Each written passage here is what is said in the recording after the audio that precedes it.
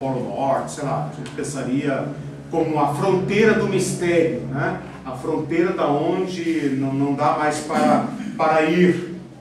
Nós hoje dificilmente diremos isso, né? Mas o rio Eufrates aqui pode significar apenas uma barreira ou uma fronteira para o que há de mais perigoso. Então a gente não precisa ir lá, né, de novo com a nossa luneta de Sherlock Holmes, fazer uma varredura no Eufrates para tentar ver onde é que estão os 4 demônios presos. Não precisamos fazer esse tipo de busca, porque nós não estamos no planeta Terra. Nós estamos no céu vendo uma visão, ok? O exército é colocado aqui numa quantidade que escapa das possibilidades humanas. Não há exército na Terra com esta quantidade. Não é possível mobilizar 200 milhões de pessoas. Aí eu fui pesquisar na Bíblia os 200 milhões, descobri que a Bíblia não fala em 200 milhões. Eu fiquei de cara, como se diz, né? A gente fala 200 milhões, os americanos fazem conta, Tim LaHaye, essa turma toda. A Bíblia não fala em 200 milhões, ela fala em 2 miríades. Miríade na Bíblia é uma palavra usada para as hostes como areia do mar. A Bíblia às vezes numera exércitos, acho que o exército maior que a Bíblia fala é 1 milhão. 1 milhão de homens e tal. Mais do que isso, ela fala um exército incontável, como areia do mar. E essa também é a figura que ela usa para falar dos exércitos de Deus. Deus e suas miríades. Deus e seus exércitos incontáveis. O que ele está dizendo aqui é que é 2 vezes o incontável. Com isso, ele está querendo dizer, não tente achar, não tente procurar, não faça censo militar, porque é 2 vezes o incontável. Miríades não significa milhão. Então eu não sei porque as nossas Bíblias traduziram como 200 milhões. Mas ele está falando que de tudo que você já ouviu, o que vem agora é a somatória infinita de tudo isso. Então, não é para fazer contas, não é para pesar, não é para procurar. É para dizer de algo que seria incalculável, imprevisível, né? Independentemente da quantidade. Alguns ataques são imprevisíveis. Quem poderia imaginar que a Al-Qaeda jogaria 2 aviões contra o World Trade Center no coração de Nova York? É completamente imprevisível. Então, essa trombeta, para mim, fala de um ataque fatal. Incalculável. Vem da onde você não imagina. Vem das fronteiras do lado de lá. Do assustador. Do que nós não podemos enfrentar. Por exemplo, o Estado Islâmico era uma ameaça que não se pode enfrentar. Não se pode, por mais que se tenha armas e tecnologia, como é que extirpa? Não tem como, né? Então aqui está falando de algo que se levanta do improvável, que estava preso, portanto nós nunca enfrentamos, eu digo nós, a humanidade, porém terá curso na história, né? E será então solto, ou seja, autorizado a agir, e agirá de modo que os homens não possam enfrentar. Porém, por mais terrível que seja, nós estamos nos juízos do 1/3, né?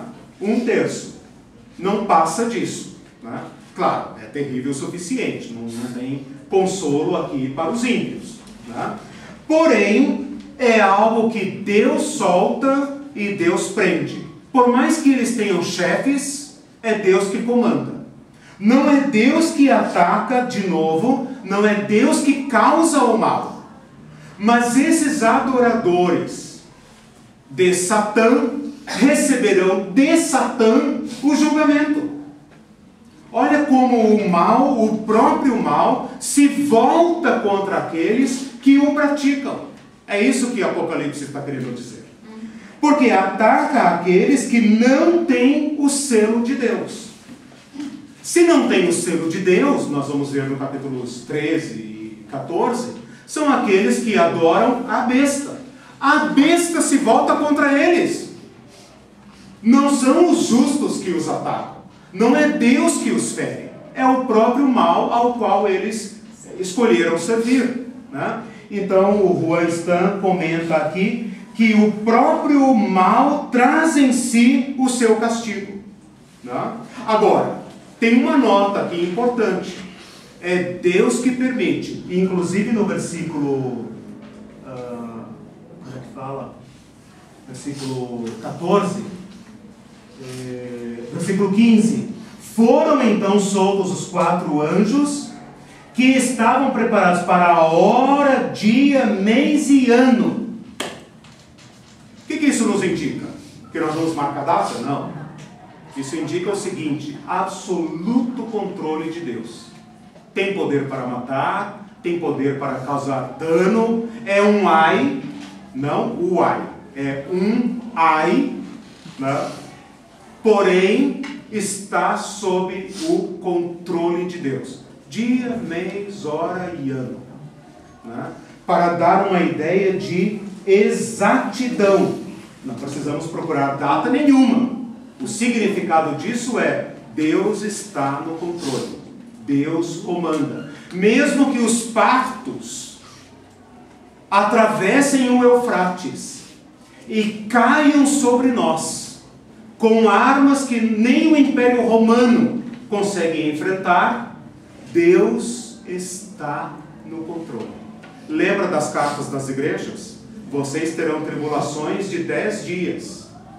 O Satanás está para lançar alguns de vós na prisão. As tribulações que virão sobre toda a face da terra. Sê fiel até a morte, dar-te-ei a coroa da vida. Esse é o consolo. Nosso Deus está no controle. Todo o mundo tem medo do amanhã. Nós também temos. Porém, nosso medo é transformado em confiança, em esperança, porque não será nem uma hora antes, nem uma hora depois. Quando sobrevier, nós saberemos que o nosso Deus está no controle. E como aconteceu nas pragas do Egito, serão destinadas especificamente, é o mal se voltando contra o mal, e sob o absoluto controle de Deus. Tem uma coisa muito curiosa aqui, que é a seguinte: soltam-se os 4 anjos do abismo, e quando se procura por eles, não se vê 4 anjos nenhum.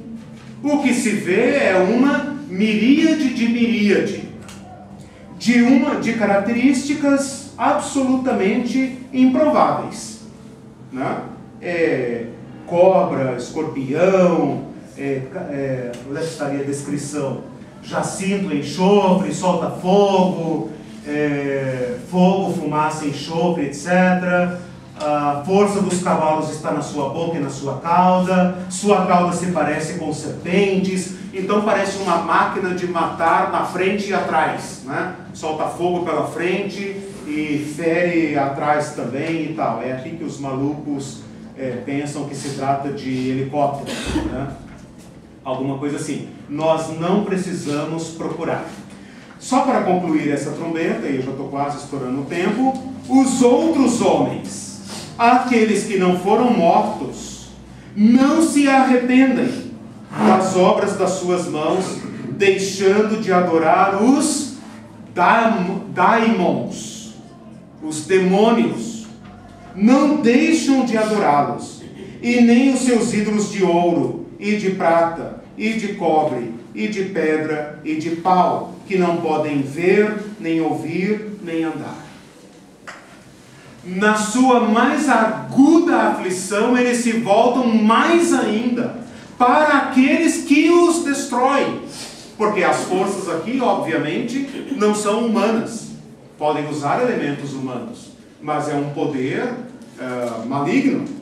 Saem do abismo, estavam presos e agora estão soltos, mas os homens estão tão enganados que vão adorar ainda aqueles que os ferem e não se voltam para Deus. Não se arrependeram dos seus assassinatos, das suas feitiçarias, da sua prostituição e dos seus furtos. Não se arrependem dos seus pecados. Bom, com isso nós terminamos a segunda descrição, a sexta trombeta, o segundo ai, e podemos aqui olhar agora de baixo, né? Aonde não tem besouro, não tem... Eu estou falando do besouro, né? Tá vendo? Não é besouro, é gafanhoto. Não tem gafanhoto, escorpião, cavalo, serpente, cabelo de mulher, etc. Não tem nada. Aqui do lado de baixo, o que nós temos? A Bíblia fala praga. E essa é uma palavra que a gente entende bem, né? Flagelo. Flagelo. Nós podemos transformar numa linguagem mais, digamos, usual, né? Como uma grande epidemia. Uma epidemia, ou acho que tem uma linguagem mais forte ainda, que é endemia. Pandemia? Pandemia, obrigado. Pandemia, né? Que é uma palavra que a medicina usa para um descontrole total de uma praga. Nós temos ameaças, né? Ameaças, né? Ataca num lugar, ataca em outro, né? Quem está aí na medicina ou na biologia, né? Etc., sabe que é travada uma luta, né, intensa contra os inimigos da vida, né? O que nós temos aqui? Uma doença gravíssima. Não sabemos o que é, não sabemos do que decorre, porque aqui do lado nosso não tem abismo, não tem anjo, não tem chave, não tem nada. O que tem aqui para nós é uma doença gravíssima. Essa é a quinta, né? E na sexta, que é quase uma continuação, uma mortandade como aquelas da Idade Média, mortandade, né? Absurda. Não sei se 1/3 é literal, também não interessa fazer matemática aqui, né? Nós tivemos as pragas do 1/4, as pragas do 1/3, pula as pragas do meio, de 1/2, né? E vamos então para o desfecho final. Mas o que essas pragas indicam é uma grande enfermidade que causará sofrimento, porém não morte, e depois então uma grande mortandade que afetará gravemente a humanidade, de modo que nossos recursos não saberão como lidar. Surpreenderá nossa medicina, não será algo que nossas drogas possam enfrentar. Traduzindo, eu proponho esta interpretação. Perguntas, comentários? Eu tive que correr muito com relação ao habitante da Terra aqui, que na verdade para mim sou totalmente leiga nisso. O que mais me interessa é com relação aos que são no 17 lá, diz que os habitantes da Terra cujos nomes não forem escritos no livro da vida desde a criação ficarão admirados. Aí eu... Você está lendo o versículo 17. 17 e 8. Ah, mas você está em outro capítulo. Sim, mas... Não posso. Não posso entrar lá porque é muito complexo. É porque aqui no 12:17 diz: os que obedecem aos mandamentos de Deus se mantêm fiéis ao testemunho de Jesus. Mas você está no capítulo 12? A minha pergunta é o seguinte: tudo isso que você está falando aí, as pessoas que estão lá vivenciando, né? Aqui eu ia saindo hoje edificada com relação ao ponto. Ai, que bom, meu nome está escrito no livro da vida, e tudo isso aí que eu aprendi lá na escola dominical não vai ser para mim, porque meu nome está no livro da vida. Sim. No entanto, lá para trás, diz que aqueles que obedecem aos mandamentos de Deus e se mantêm fiéis ao testemunho. A pergunta é: olha esse povo que está morrendo todo, porque Deus está fazendo a justiça dele e está apertando para ver se alguns ainda se convertem. Quais são aqueles que estão aí e que já se converteram? São o pessoal que aqui ele diz no 12 que os que obedecem aos mandamentos de Deus e se mantêm fiéis ao testemunho, que o dragão se irou contra o restante da descendência. Então, eu não sei se você já enfocou isso, mas qual é a característica ou a qualidade das pessoas que estão vivenciando tudo isso lá nessa época? Entendeu? Por exemplo, morreu um terço de pessoas que adoravam ídolos e não se arrependeu, como você leu agora. Okay. Sim. E os que já se arrependeram também estão vendo tudo isso. Sim. Certo. Estou vendo tudo isso. Então, porque na minha visão... Então tem duas qualidades, características de pessoas aí. Sim. Os que se arrependeram do aqui tudo. Vai dizer apenas... mas eu não estou trabalhando com pré-tribulação, nem com arrebatamento. Sim. Então, depois disso. Ok. Não estou tratando, não estou considerando aqui o arrebatamento. Estou considerando que essa é uma mensagem para a igreja, para consolo da igreja. Né? E assim como acontece nas pragas do Egito, os de Deus, os selados, que está lá no capítulo 7, né? Os selados de Deus estão guardados. É um selo. É Deus que sela. Né? É Deus que preserva. Agora, os demais, a tua pergunta começou com os habitantes da terra, né? Quando o Apocalipse fala os habitantes da terra, normalmente estão se referindo aos que não têm o selo de Deus. Sim, porque os da igreja lá já passaram, eu imagino, a tribulação ali naqueles anos, naquele dia, e já morreram em Cristo. Sim, né? Os que morrem Agora, em Cristo. os que vão continuar aí, seriam os que não se arrependeram. Todos. E os que estão... A população da terra, nós. Né? Porque, como eu falei, não estou considerando o arrebatamento. Nós, é escrito para nós. Né? Esse é aquele segundo princípio que eu coloquei no começo. Esse livro foi escrito para nosso consolo. A pergunta que nós temos que fazer agora no final é: aberto esse presente, né? Desencapado tudo isso, traduzido tudo isso, qual é o consolo que nós conseguimos tirar dessa palavra? Deus está no controle. Haja o que houver amanhã, haja o que houver, venha o que vier, Deus está no controle. Esse povinho aqui da Ásia Menor, essas pequeninas igrejas da Ásia Menor, era um povinho misturado no meio do Império Romano. Eles não têm paz nem dentro nem fora. Em que isso os consola? Nosso Senhor está no controle. Nossas orações estão no altar diante de Deus. Não tem altar nenhum, não tem incenso nenhum, certo? Nossas orações são ouvidas por Ele, e Ele dará o pago. Ele fará justiça. Pode parecer um pouco, digamos, constrangedor para nós que o Apocalipse fale de juízo. Mas, fundamentalmente, esse nosso mundo tem que caminhar para um juízo. E é disso que Apocalipse fala. Não é possível que a história humana fique por isso mesmo. Não é possível que o Criador não peça conta dos assassinatos, das feitiçarias, da prostituição e dos furtos. Não é possível. E gera em nós temor também. Temor. Como lá no início ele Exatamente. queria gerar temor no tempo de Moisés ao povo para obedecer. Exatamente. Deve gerar em nós temor. Exatamente. A palavra de Deus é para consolo, edificação e exortação. Né? Mais uma pergunta, comentário? Vocês ficaram assustados? Entenderam? Diga isso, O interessante é que, como você falou, não considerando o arrebatamento. Sim. Que terá. Nós estamos aqui tratando, veja, nós estamos seguindo o fluxo de Apocalipse. Estamos fazendo o que se chama teologia bíblica. Né? Para falar de arrebatamento, nós teríamos que comparar o Apocalipse com outros textos e tal. Isso já não é teologia bíblica, é sistemática. Né? Então, comparar com o sermão profético de Jesus, comparar com a escatologia de Paulo, etc, etc. nós entramos na casa do Apocalipse, né? Estamos seguindo o Apocalipse, né? Em algum momento aí ele vai falar, né?